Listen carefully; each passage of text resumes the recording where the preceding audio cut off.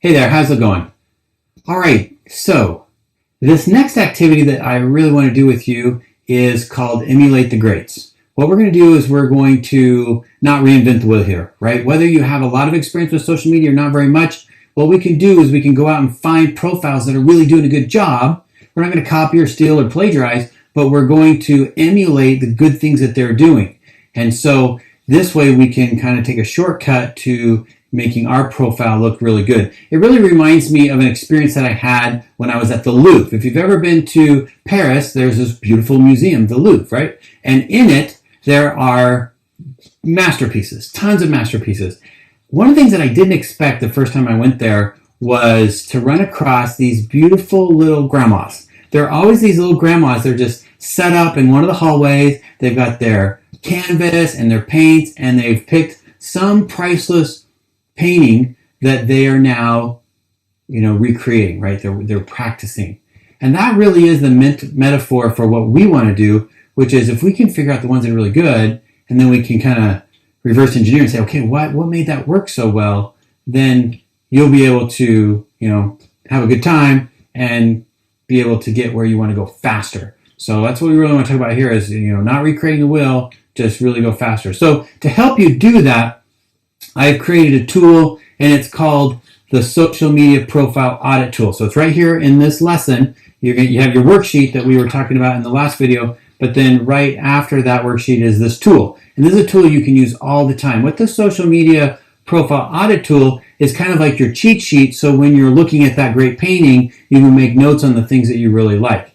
And so if you go out and you find a profile and it looks really good, or there's some things that you don't like, you can make some notes, and then what we're going to do is we're going to take all of those findings back, and that way we have that as a mindset for tomorrow when you go in and you actually start making these updates, so we can make sure we're moving in the right direction. So your assignment in your worksheet is, let me zoom in here on this one, your assignment on your worksheet is what we want to do is we want you to find 2 examples of interns professionals whose social media looks pretty good. And then take note of their elements, of their profiles, using one of those social profile audit tools. Okay, so fill one out for them, for both of them. And then I would say if there's any just best practices, anything that really was like, oh yeah, I gotta make sure I do that, then here in your worksheet you can fill that out and put it right here. The second example though is I want you guys to just go ahead and look at 2 examples of sales professionals in other service industries. So maybe there's all kinds of industries out there, right? Maybe mortgage or real estate or anything like that. And other people are doing really good things too. And so just to create a little bit of diversity in your approach, get that audit profile tool, print it out maybe 6 times, and then fill it out for 2 insurance agents, for 2 realtors or mortgage brokers or, attorneys or any sort of small businesses, anything you like. And then finally, I'd like to invite you to find 2 examples of people who are professionals for a hobby or a passion that you just love. Okay, so if you think about some of your favorite things you want to do, it's always fun to see what they're up to. And the question will be, okay, what in their profile, do you find that attracts you to them, that you're like, oh wow, I really like this. I think in my example here, this is a real guy, his name's Stephen Moore. He was actually my surf instructor when I was down taking surf lessons in Southern California. And we got connected on Facebook, and I've really enjoyed, and I've learned some kind of cool things on how he communicates and builds trust. And so whenever I'm down there and I take a surf lesson, he is I call every time, because I just feel connected with him and I like him. So this is your assignment for this one. Now for some of you guys, this should be enough. You can just print out the audit tool and you can run after it. So I would say if that's fine, you can stop this video and go for it. For some of you guys, you might say, you know what, Brett, I would kind of like it if you could go through this profile audit tool with me. And so what I'm going to do is I'm going to switch over to my computer and I'm going to walk through the process of filling this out. And then that way you can see exactly what I'm talking about in this. And if you feel that that's helpful, then I would say stay on and watch that. There's some little tips and tricks I've got in there. But the main thing is 6 times. You want to do this for 6 people, right? Now, you got a pretty big homework assignment today. And I'm not making these videos probably as short as I could. So if you don't have time to do this all today, do 2 or 3 of them in the next few days. Get these done. This is something you can do actually all the time. But the more and more you look at the social profile audit tool and you understand the things you're looking for, then anytime you're looking around, you might just see something that you really like and you can take some notes and you can use those to make your profile more effective. So that's what we're doing for this one. Let's switch over to my computer now. And then for those of you who want to do the walkthrough, let's do that. And for the rest of you, go and just get her done, right? Okay.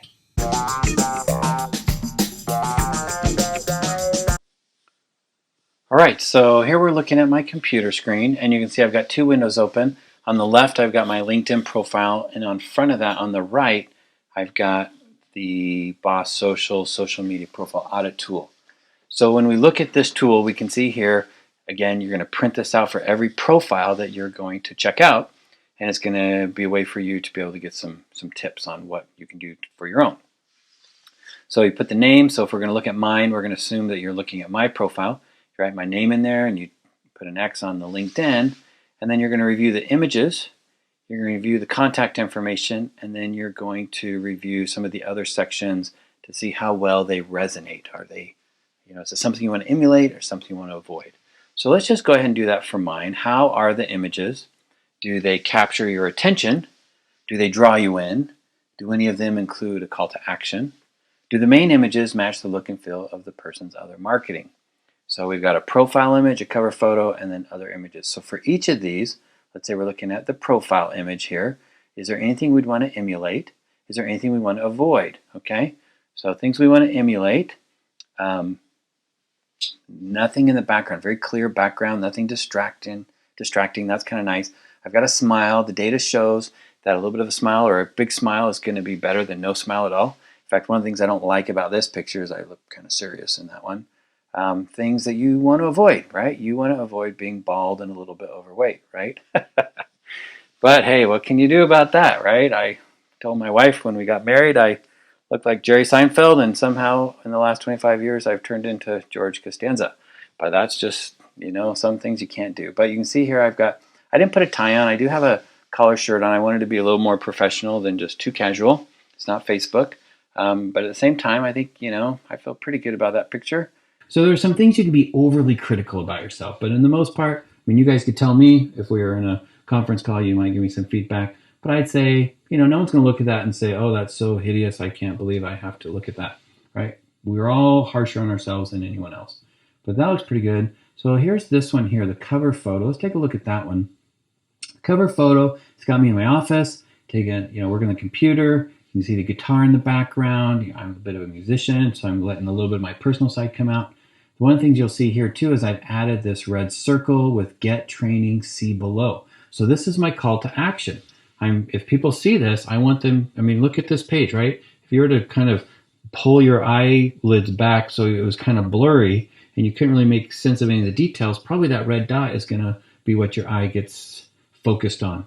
And so I wanted to do that on purpose. I wanted people to kind of see Get Training, and maybe there's a little intrigue there. They would say, hey, maybe I'll check this out. And that's going to encourage them to look further down on the profile and see more things. Now, of course, this is my own profile, so I have all these pencils, and it kind of uglies it up a little bit. If you were looking at my profile, it might be a little bit more pronounced, the About section. And when you click this one, it's got all of the information that See Training is talking about. And you can read down here, and you can learn about how you can get access to my training. So, call to action, other images. In the About section, you actually can add more pictures. And so when you look at this, you can see there's some pictures of me teaching, and that's what I spend most of my time doing. But at the same time, you guys might have some pictures of yourself with a client or getting an award or doing a hobby that you like. Things that are going to help show people. It's kind of that show, don't tell kind of thing. And then also for the job titles, right? For your job titles, you can actually add imagery on those too. And so you can click on those, and it's going to show pictures of yourself or anything else that you want to share with people. So here's my team that I used to work with when I was at Safeco. So you can see all kinds of my history very quickly to size me up. Okay, and you think, well, who is this guy? What's this guy all about? And so you get some information about me very quickly in one spot. So this is a really powerful thing, the imagery. Is it creating a positive moment of truth? Is it creating a negative moment of truth? I will tell you, one of the things that you're shooting for is neutral. Honestly, it's sad to say that, but a lot of times we notice bad things, but we don't notice good things, right? So for example, I do a lot of real estate investing on the side, and you'll get something and I'll spend all this work to hide something that was ugly, that was negative. And it's not that someone walks in and they say, wow, this room looks so normal, where before they would have said, wow, this room's got an issue. So it's kind of like you're trying to create positive moments for sure, but really what you really want to do is not create you want to create positive and not negative moments. So if I didn't have a background picture here, or I didn't have a picture here, those are very clearly negative things, where having something here is going to be more positive. All right, so let's jump through this because we don't want this to take all day long. Let's look at our other items. So on the contact information, you've got your title and your headline. And so the title and headline, they're a little different in Facebook and in LinkedIn, but on LinkedIn, here it is right here. Got my headline tag, and you'll notice that this goes with me. So for example, if I were to click on the home button and go back, you're going to see that right there, that headline goes with me. So this is kind of a key and an important thing that we want to make sure that we get right. And so in this one, again, looking back at our homework, okay, let's go up to the previous page. What does good look like? What is the message we're communicating? What's the emotional response? Is there a call to action? So this is what I'm looking at. I'm a social selling guide, so I'm communicating that. People always ask me, Brett, what do you do? And I thought, you know what if I put the answer to that right in my headline? I help producers amplify their superpowers to attract their ideal client. And I've written that in such a way that my hope is that it's positive, but it's also a little vague. And you're like, I kind of want superpowers. What do you mean by that? So you're going to want to read a little bit more and create some intrigue. And then also we've got the Boss Social, which is the name of my company. That's just a good SEO tactic to put your business name in your headline tag. And so when we go down to the About section and we look more here, we're going to be able to look for more things here. That is this, if you were to read this, will it evoke any sort of emotional response as well as an informational, sharing information. All right, so let's go back and look. Let's look right here. We've got industry phone, website, all that other stuff. So what you're going to do is I want you to look at people's contact information. And you can see on mine, I've got quite a few things here. A lot of times there'll only be one item there. They haven't completed that. And so you're going to realize for yourself, oh man, if I only have nothing there, people know how to contact me. I want to make it very easy for people to reach out to me. And so you can, of course, click that pencil and you can go in and you can update things. So in your case, you might want to put your work phone number or the phone number to the secretary at the front office. You might want to put your work address in there. My business is a little different, so I don't need to put that information out there for myself.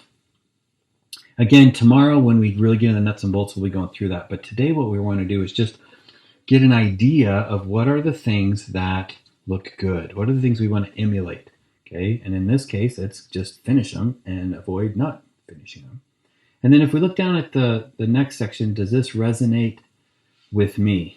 Does this profile pique my interest? Could this person help me? Does it provide a path for me to follow? What is my next step?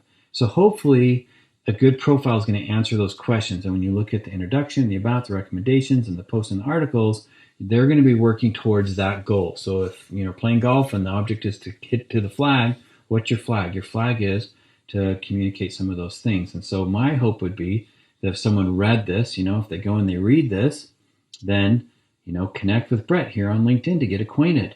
Okay, so I'm creating an invitation. Here's a path. If you want to get to know me, connect with me here. Or if you want to reach out so we can talk social selling, or reach out.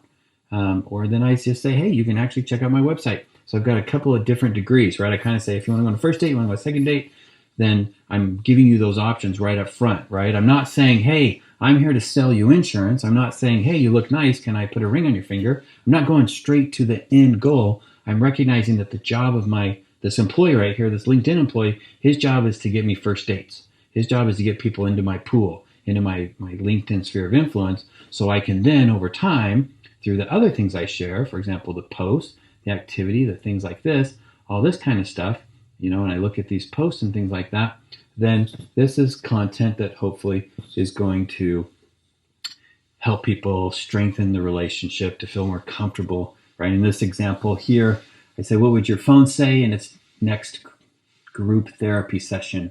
Share in the comment to help me come up with the best caption for my upcoming speaking gig.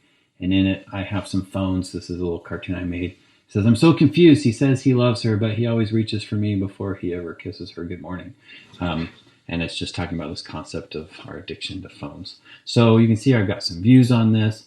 So these kinds of things, this is the marination that I'm going to create once I get people into my sphere. I'm going to share things with them that's going to help them feel comfortable around me and help them, have opportunities to talk and answer questions and things like that.